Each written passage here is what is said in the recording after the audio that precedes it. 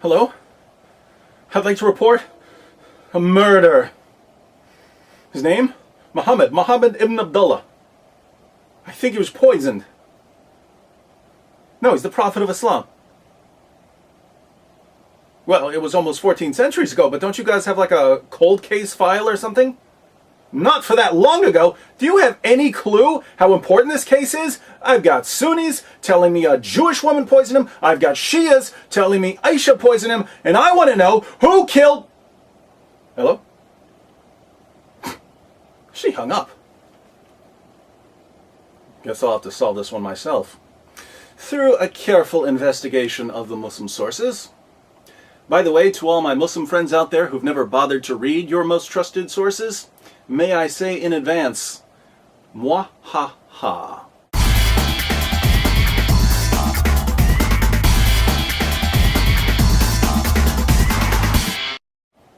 Okay, I've been through the Quran, the Hadith, and the Sirah literature, and I think I've solved the mystery of Muhammad's death. It's actually pretty straightforward. The Muslim sources tell us that Muhammad was poisoned. All we have to do is take everything we know about how Muhammad was killed and ask ourselves, who would have killed him in that particular way? Police do this sort of thing every day. They match up a bullet with the gun that fired the bullet. They match up fingerprints with the finger who left the fingerprints.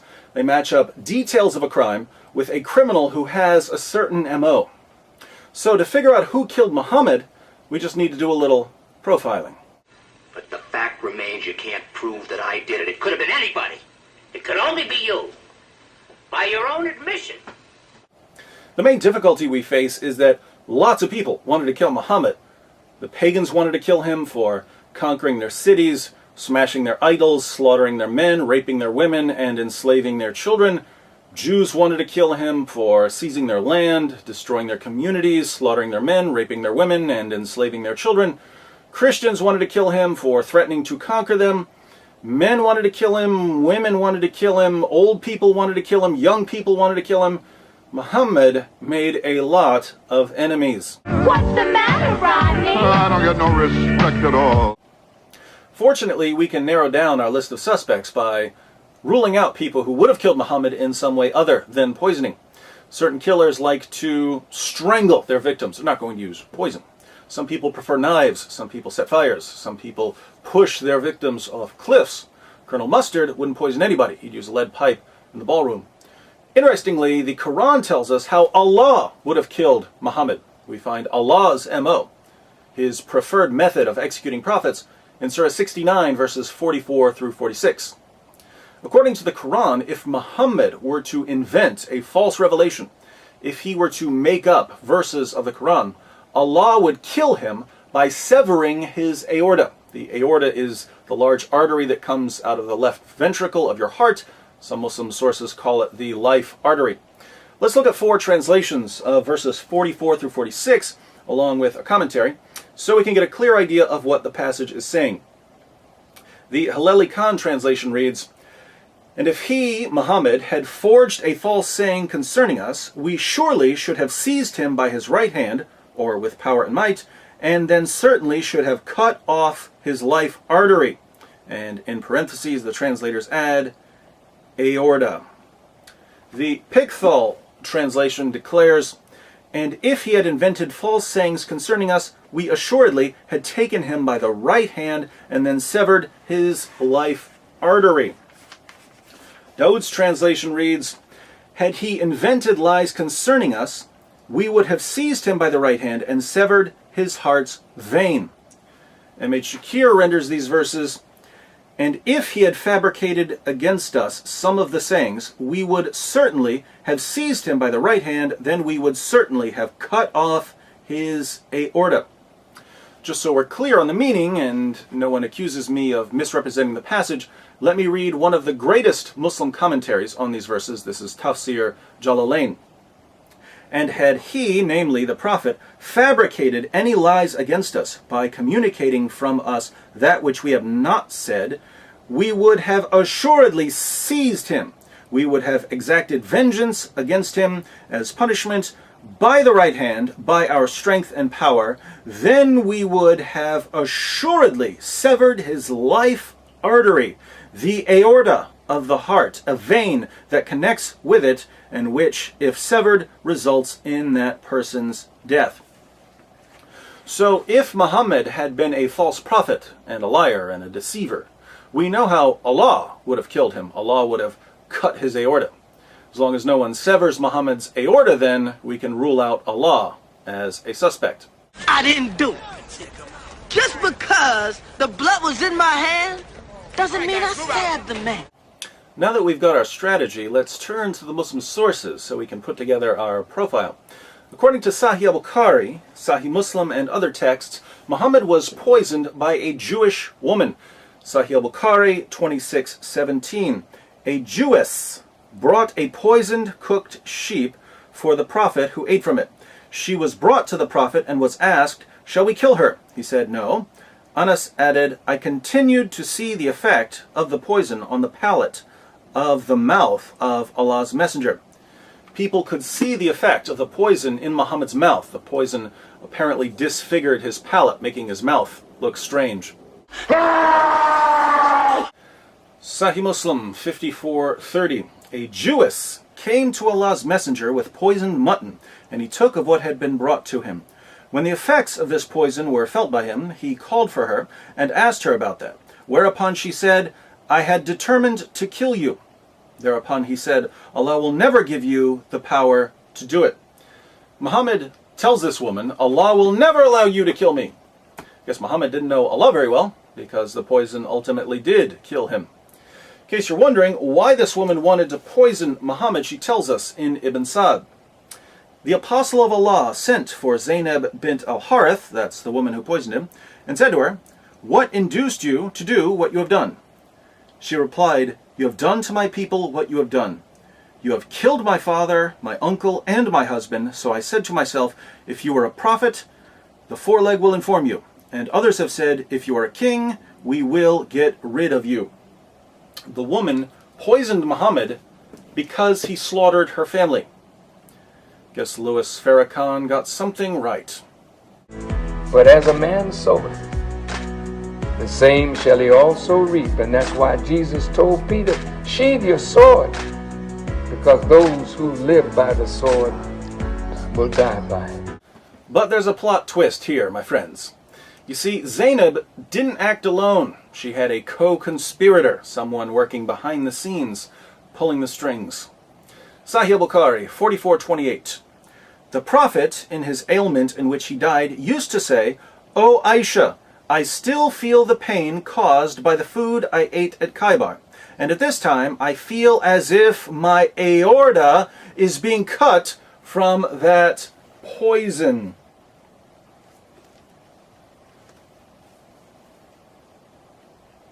What's that, Muhammad? Something about your aorta being cut? That's funny. I seem to recall someone telling us that if he were going to kill you for being a false prophet, he'd do it by severing your aorta. But let's keep reading. Sunan Abu Dawud 44:98. A Jewess presented Muhammad at Khaybar a roasted sheep which she had poisoned. The apostle of Allah ate of it, and the people also ate. He then said, "Lift your hands from eating, for it has informed me that it is poisoned." Bishr bin al-Bara bin Marur al-Ansari died. So he, the Prophet, sent for the Jewess and said to her, "What motivated you to do the work you have done?" She said, "If you were a prophet, it would not harm you. But if you were a king, I would rid the people of you." The apostle of Allah then ordered regarding her, and she was killed. He then said about the pain of which he died, "I continued to feel pain from the morsel which I had eaten at Khaybar. This is the time when it has cut off my aorta." This is the time when it has cut off my aorta.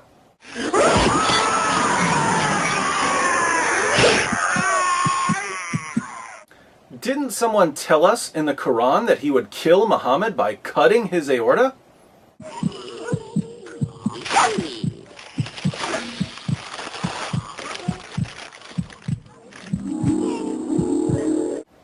Notice the passage says that Muhammad's companion Bishr died from eating the poison. Interestingly, before Bishr died, he told Muhammad that as soon as he put the lamb in his mouth, he could taste the poison.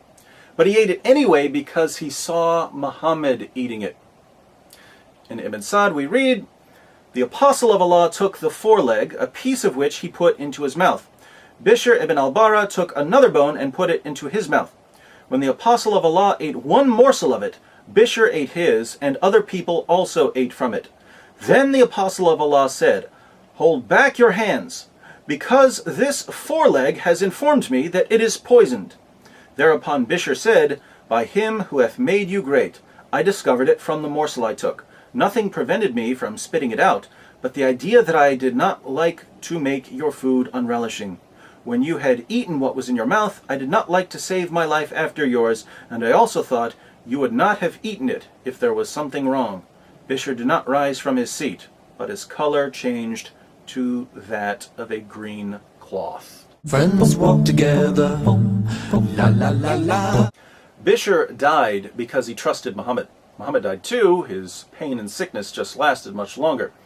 In Sunan Abu Dawud, Muhammad even described his pain to Bishr's mother. Bishr said to the Prophet, during the sickness of which he died, "What do you think about your illness, Apostle of Allah? I do not think about the illness of my son except the poisoned sheep of which he had eaten with you at Khaybar." The Prophet said, "And I do not think about my illness except that. This is the time when it cut off my aorta." There's that aorta again. Tabari, page 124, "The Messenger of God said during the illness from which he died, the mother of Bishr bin al-Bara had come to visit him. Bishr, at this very moment I feel my aorta being severed because of the food I ate with your son at Khaybar." Okay, Muhammad, we get the point about the severed aorta. According to Aisha, Muhammad was in total agony before his death. Sunan ibn Majah, 1622, Aisha said, "I never saw anyone suffer more pain than the Messenger of Allah."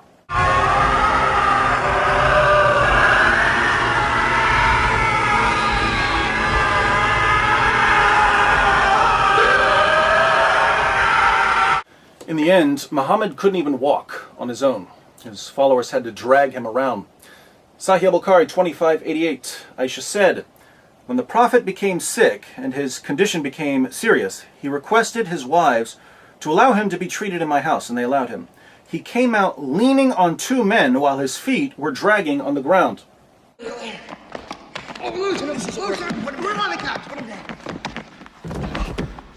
Now, since the Quran says that if Muhammad were a false prophet, Allah would sever his aorta, and Muhammad eventually admitted that he could feel his aorta being severed, you might think we have a pretty good reason to reject Muhammad and his religion.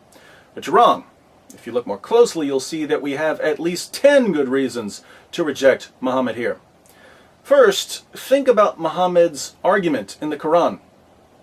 "If I'm a false prophet, Allah will cut my aorta." People who make silly claims like this usually aren't prophets. "I am a prophet. If I'm not, may God strike me with lightning." No lightning. This proves I'm a prophet. When someone uses that kind of reasoning, chances are he's a false prophet. But that's exactly how Muhammad argues in Surah 69. So, logically, if she weighs the same as a duck, she's made of wood. Second, even though these "God will strike me down" claims are usually enough to spot a false prophet, I believe that God sometimes makes things even more clear and obvious for us. If someone's running around saying, "I'm a prophet, God didn't strike me down," God might ignore him, but in some cases God might decide to thoroughly disgrace and humiliate him. And if any false prophet in history was a candidate for divine judgment, it was Muhammad. Now, Surah 69 was a Meccan surah, meaning that Muhammad was reciting this to his followers for years. He spent years telling his companions, "If I'm a false prophet, God's going to sever my aorta." My friends, there are thousands of ways to die. Do you really think it's a coincidence that Muhammad died in exactly the way the Quran said he would die if he's a deceiver and a false prophet? Looks like divine judgment to me. Third, I don't want to call Muhammad stupid because that wouldn't be politically correct. But let's think about this for a moment. Muhammad and his followers attack Khaybar. After the Muslims kill a bunch of men and rape a bunch of women, standard practice for Muslims back then, a Jewish woman comes up to Muhammad. The Muslims had slaughtered her family, and she offers to cook dinner for Muhammad and his band of merry men. And Muhammad accepts her offer. Sure, I love lamb. So nice of you to cook dinner for us after we butchered your father and your husband. Look, if Muhammad doesn't have enough common sense to realize he probably shouldn't eat that lamb, why should we trust anything that comes out of his mouth? If a woman comes up to you and says, "Hi, you slaughtered my family. Care for a delicious meal?" and the only response you can think of is, Yeah, I think so. "Sorry, you're not a real prophet." Fourth, despite the fact that Muslims had slaughtered her family, the Jewish woman, Zainab, was actually open to the possibility that Muhammad was a prophet. She gave him the poison as a test. If he were a true prophet, he wouldn't eat it. If he were a false prophet, he'd die. Since Muhammad died from the poisoning, he failed Zainab's test. Fifth, Muhammad's companion Bishr could taste the poison as soon as he put the lamb in his mouth. Why did he keep eating? He kept eating because he believed in Muhammad. There's no way this lamb is poisoned. Muhammad is eating it. He's the prophet. Bishr's faith in Muhammad got him killed. And I'm willing to lay this down as a rule. If I can't trust you with my dinner, I definitely can't trust you with my salvation. If you can't figure out what's waiting for you in food, how could you possibly know what's waiting for you in the afterlife? Ignorance is bliss. Sixth, when Zainab told Muhammad that she had poisoned him, Muhammad said that Allah would never allow it. But Allah did allow it. So if Muhammad was wrong about Allah then, please explain to me why I should trust him when he tells me other things about Allah. Seventh, Muhammad claimed that the lamb he was eating spoke to him and told him that it was poisoned. So he got a special revelation because he was a prophet. Two questions. One, why didn't the roasted lamb say something 5 minutes earlier, which would have saved Muhammad's life, not to mention Bishr's life? And two, why did Muhammad need a revelation when you could taste the poison? Isn't this proof that Muhammad was actually making up revelations? Isn't it obvious that he tasted the poison, same as Bishr, but instead of saying, "Hey, I taste poison," he said, "It's speaking to me. I'm a prophet." Sounds like a fake to me. Eighth, think about the justice here. The justice is just a little too poetic. This can't be a coincidence. Muhammad did more than anyone else in history to provoke hatred against Jews. Muhammad did more than anyone else in history to oppress women. Muhammad told his followers that women are stupid. And then Muhammad died a miserable, humiliating, wretched death after being outwitted by a Jewish woman. So God didn't merely disgrace Muhammad by severing his aorta, thereby identifying him as a false prophet. God added to Muhammad's degradation by severing his aorta through the hands of a Jewish woman seeking vengeance against the man who had brought her community nothing but death and rape.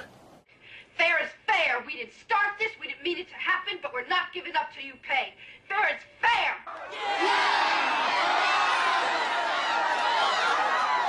Ninth, according to the Quran, when the Jews tried to kill Jesus, Allah intervened and rescued him. This is Surah 4, 157 and 158. Allah took Jesus safely to paradise.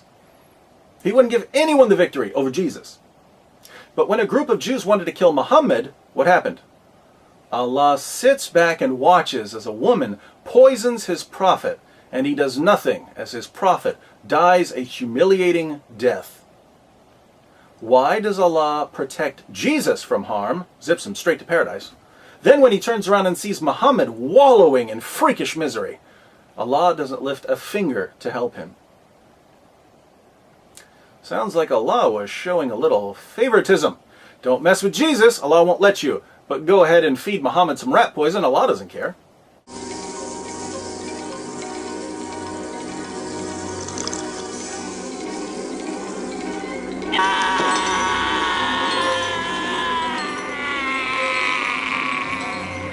Finally, Muhammad's greatest wish was to die in battle. Sahih al-Bukhari 2797. The Prophet said, "By him in whose hands my soul is, I would love to be martyred in Allah's cause and then come back to life and then get martyred and then come back to life again and then get martyred and then come back to life again and then get martyred." If you read the Muslim sources, you know that every time Muhammad wants something, Allah gives him a special revelation, granting him what he desires. Muhammad wants to have sex with Aisha, Allah gives him a revelation. Muhammad wants more than 4 wives, Allah gives him a revelation. Muhammad wants to marry the divorced wife of his own adopted son, Allah gives him a revelation. Allah's got nothing to do but sit around all day making Muhammad's dreams come true. Well, I've read about genies, but I never thought they really... It's like something out of the Arabian Nights. Muhammad's ultimate wish was to die in battle. It was his greatest desire. But instead of letting Muhammad die while fighting the Jews, Allah lets him die a disgraceful death in utter agony at the hands of a Jewish woman. Death by leg of lamb. After spending more than 2 decades granting Muhammad anything he wanted, Allah suddenly decides not to give Muhammad what he wanted most. It seems Allah had a change of heart. Putting all of this together, we found at least 10 reasons to reject Islam just by examining Muhammad's death. If we look at how he lived, of course, we have another 1 trillion or so reasons to conclude that he's a false prophet. What I find most interesting, though, is that Muslims will be upset with me for making this video. They'll complain about the movie clips I use. They'll complain about the things I've said. David, how dare you put up a Weekend at Bernie's clip to illustrate what we read in Bukhari? But let me be perfectly clear. Nothing I've said about Muhammad comes anywhere near what God said about Muhammad. I'll go a step further. If you take everything that people have ever said or done to insult Muhammad, Salman Rushdie's satanic verses, the Danish cartoons, people burning the Quran, if you take everything critical of Muhammad and roll it up into one big ball, that's nothing compared to the way that God insulted and condemned Muhammad. There's no comparison between some guy drawing a picture of Muhammad and God severing his aorta to humiliate him. God is the ultimate critic of Muhammad. So what are you going to do, my Muslim friends? Are you going to run around calling God an Islamophobic bigot because he insulted Muhammad? Or are you going to accept correction from the Almighty? Islam means submission. You Muslims think it refers to submission to God. But God's already given his answer. He commands you to reject Muhammad. If you continue believing in Muhammad, what you're really saying is, God can't make me stop believing in Muhammad. I don't care what God says. I'll believe Muhammad anyway. But in that case, Islam isn't submission to God. It's submission to Muhammad.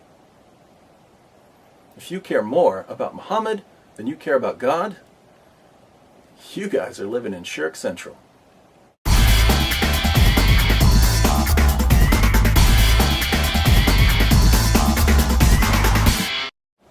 That's right. I solved the cold case. So put that in your file. No, I just want to hear you say it. Columbo ain't got nothing on me.